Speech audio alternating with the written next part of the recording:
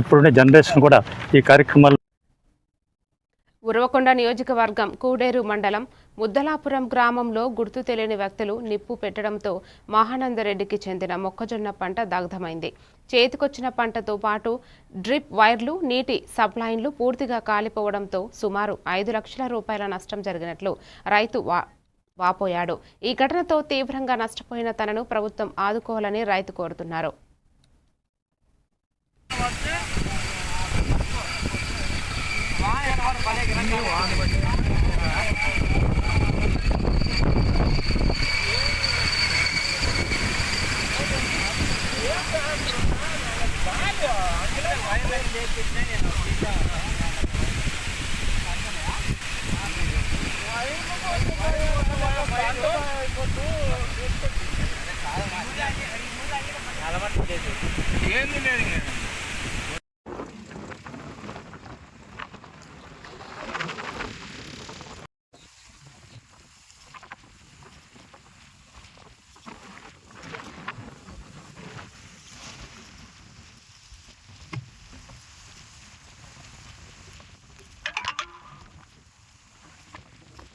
అరే ప్రభుత్వం కాదు వాన వస్తే